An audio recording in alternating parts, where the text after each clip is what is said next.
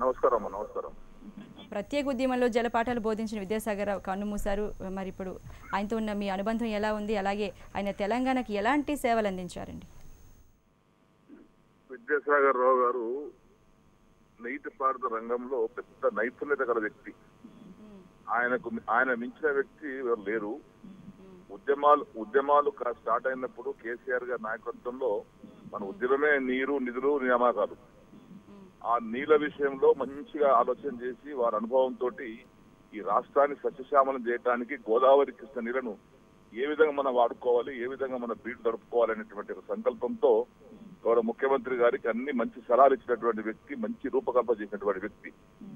ఈ రోజు lift irrigation, Palamuru lift irrigation అయినా లేకపోతే కాళేశ్వరం లిఫ్ట్ ఇరిగేషన్ అయినా మొదలగు అనేక కార్యక్రమాలు కూడా విద్యాసాగర్ రావు గారి యొక్క రూపకల్పనలో చేపట్టబడినటువంటి రీడిజైన్. కాబట్టి వారు ఈరోజు రాష్ట్రానికి వారి లేని లోటు ఎవరు చేయలేము.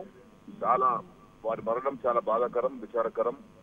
అటువంటి వ్యక్తి ఇంకా కొన్నాళ్ళు ఉండుంటే సస్యశ్యామల తెలంగాణ ఆయన కళ్ళారా చూసేవారు.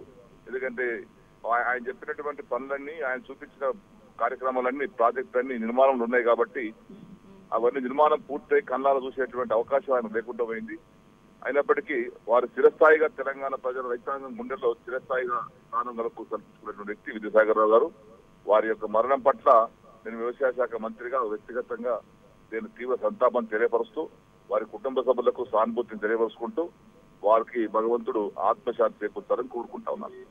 పోచారం గారు, మరి వ్యవసాయ రంగంలో సాగునీటికి సంబంధించి ఇంకా ఎలాంటి అభివృద్ధి జరిగితే బాగుంటుందని అనేవాళ్ళు, ఇంకా ఎలాంటి సలహాలు ఇచ్చేవాళ్ళు? ఫ్యూచర్లో ఎలా ఉంటే వ్యవసాయ రంగం, సాగునీటి రంగం ఎలా ఉంటే వ్యవసాయ రంగం మరింతగా ఎలా అభివృద్ధి చెందుతుందని అనేవాళ్ళండి?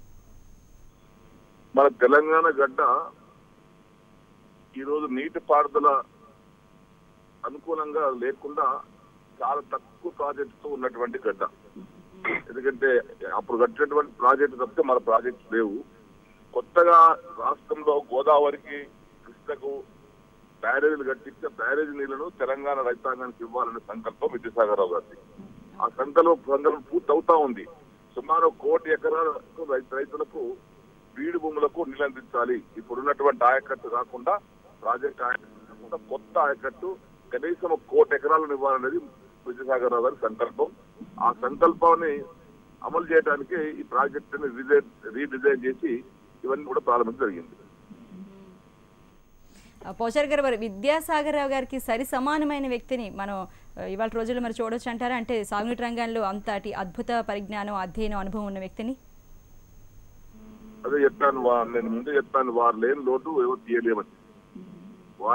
వారే సాటి ఇరిగేషన్ రంగంలో. ఆయన వ్యక్తిగతంగా ఎలా ఉండేవాళ్ళండి? మరి వ్యక్తిగతంగా మీకు ఏ రకమైన అనుబంధం ఉందండి పోచారం గారు? చాలా సౌహృదయులు, సౌమ్యుడు, మృదుభాషి. ఎవరిని కూడా మనసు నొప్పి ఒక్కనాడు కూడా మాట్లాడినట్టు సంఘటన లేవు. ఎప్పుడు మాట్లాడినా చాలా ఆప్యాయతతో, గౌరవంగా, మాకంటే వయసులో పెద్దవారు అయినప్పటికీ కూడా చాలా గౌరవంగా మాట్లాడేవారు, చాలా ఆప్యాయత మాట్లాడేవారు, ఆత్మీయతతో పలకరించేవారు. అటువంటి వ్యక్తి, చాలా మంచి వ్యక్తిని పోగొట్టుకోవడం ఈరోజు చాలా బాధాకరం. కేసీఆర్ గారిని ఎప్పుడు కలిసి ఉంటారండి విద్యాసాగర్ రావు గారు? మీకు ఏమైనా ఐడియా ఉందండి? అంటే ఉద్యమ సమయంలో ముందు. అంటే కేసీఆర్ గారిని వారు ఎప్పుడు కూడా నీటి రంగం పైన, ఇరిగేషన్ ప్రాజెక్టుల పైన చర్చ జరిగినప్పుడు విద్యాసాగర్ రావు లేకుండా చర్చ జరగలేదు. ఇప్పుడు విద్యాసాగర్ రావు గారి సమక్షంలోనే, ఇతరులు ఎవరిని పిలుచుకున్నా కానీ విద్యాసాగర్ రావు గారి సమక్షంలోనే కార్యక్రమాల్లో చర్చ జరిగేది. వారి సలహాలే సంపూర్ణంగా ముఖ్యమంత్రి గారు కూడా వారిని చాలా స్నేహితుడిగా, పెద్ద మనిషిగా స్వీకరించారు. Thank you very much Pocharam Srinivas Reddy గారు. నమస్తే.